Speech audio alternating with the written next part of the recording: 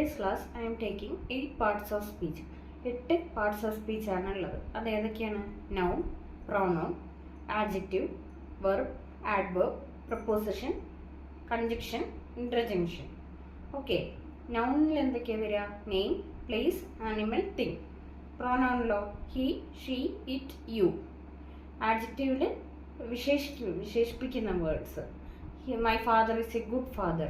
Good എന്ന് പറയുന്ന അവിടെ അച്ഛനെ വിശേഷിപ്പിക്കുകയാണ് ചെയ്യുന്നത്. അപ്പോൾ ഗുഡ് എന്ന് പറയുന്നത് അവിടെ ആഡ്ജക്റ്റീവ് ആണ്. പിന്നെ അടുത്തത് വെർബ് എന്ന് പറയുന്നത് ക്രിയ. വാക്കിംഗ്, സിറ്റിംഗ്, ഡ്രൈവിംഗ്, റണ്ണിങ്, പിന്നെ ലാഫ്ഡ്, സ്മൈൽഡ്, റൈറ്റിംഗ് ഒക്കെ വെർബ് ക്രിയ. ആഡ്വെർബ് ആ വെർബിനെ വിശേഷിപ്പിക്കുന്നതാണ് ആഡ്വെർബ് എന്ന് പറയുന്നത്. Add something to a verb. Okay. Run fastly, ഈ എയ്റ്റ് ക്വിക്ക്ലി. ഓക്കെ, അങ്ങനെ വരുന്നത്. പിന്നെന്താ വരിക? പ്രപ്പോസിഷൻ ഇൻ, ഓൺ, അണ്ടർ എന്നൊക്കെ പറയുന്നത്.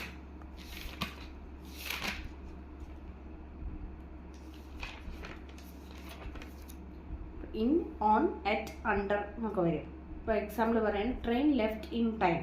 The train left on time എന്ന് വരുമ്പം ഇൻ ടൈം എന്ന് വരുന്നതും ഉണ്ട്. ഇൻ ടൈമിൽ ഇപ്പോൾ example train left at 8:45 PM എന്ന് പറയുന്നത് ഇന്നെന്ന് വരുന്ന കേസിലാണെങ്കിൽ 8:40 ട്രെയിൻ അറൈവ് ചെയ്തു. അപ്പം മുന്നേ വരുന്നത് തന്നെ സമയത്തിനെയാണ് ഇന്നെന്ന് വരിക. കറക്റ്റ് സമയത്തിന് വരുമ്പം ഓൺ എന്നാണ് വരിക.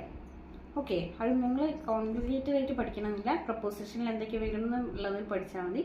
ഇൻ, ഓൺ, അറ്റ്, അണ്ടർ എന്ന് പറഞ്ഞാൽ. Congestion and, therefore, but, not only, but also. neither, nor, either, or.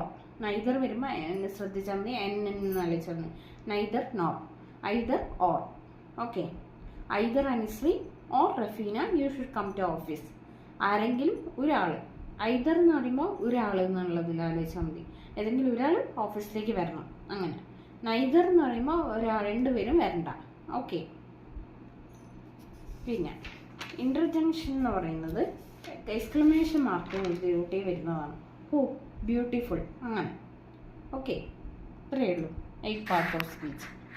സ്പീച്ചിൻ്റെ ക്ലാസ്സിൽ നമുക്ക് നൗണിന് ക്ലാസിഫൈ ചെയ്യുന്നുണ്ട്. നൗണിന് എത്ര നേരമായിട്ട് ക്ലാസിഫൈ ചെയ്യുന്നുണ്ട്?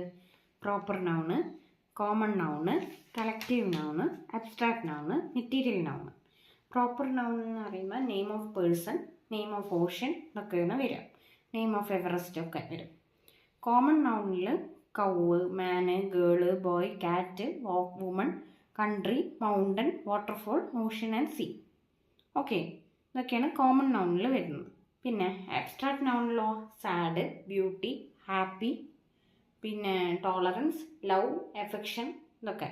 അതായത് നോട്ട് ഇൻ ക്വാണ്ടിറ്റേറ്റീവ്സ് ആൻഡ് വാത്സല്യം. നമുക്ക് ടച്ച് ചെയ്യാനോ കാണാനോ പറ്റുമോ? ഇല്ല. അങ്ങനത്തെയൊക്കെ അബ്സ്ട്രാക്ട് നൗണിലാണ് വരിക. പിന്നെ കളക്റ്റീവ് നൗൺ. എനിക്കിപ്പോൾ കുറേ റിങ്ങിൻ്റെ കളക്ഷൻസ് ഉണ്ടെന്ന് വിചാരിക്കും. അപ്പം ring collection, pen collection, sari collection, ഇതൊക്കെ കളക്റ്റീവ് നൗണാണ്. Group of police, group of armed force. പോലീസിൻ്റെ ഗ്രൂപ്പിന് ഗ്രൂപ്പ് ഓഫ് പോലീസ് എന്നാണ് പറയുക. പിന്നെ ഹേർഡ് ഓഫ് എലിഫൻറ്റ്, ആനക്കൂട്ടത്തിന് എന്താ പറയുക? Herd of elephant, HERD.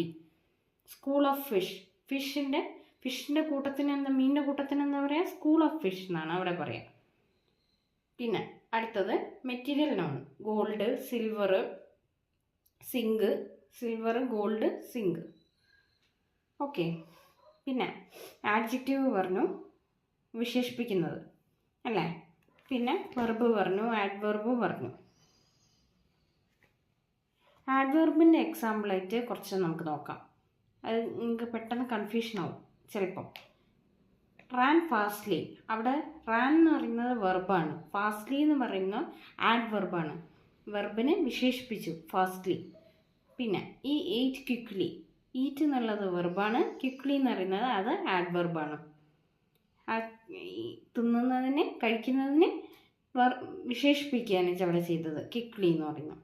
Drive smoothly, drive എന്ന് പറയുന്ന വെർബാണ്. സ്മൂത്ത്ലി എന്ന് പറയുന്നത് ആഡ്വെർബാണ്. സാങ് സ്വീറ്റ്ലി, സാങ് എന്ന് പറയുന്നത് വെർബാണ്. സ്വീറ്റ്ലി എന്ന് പറയുന്നത് ആഡ്വെർബാണ്. പിന്നെ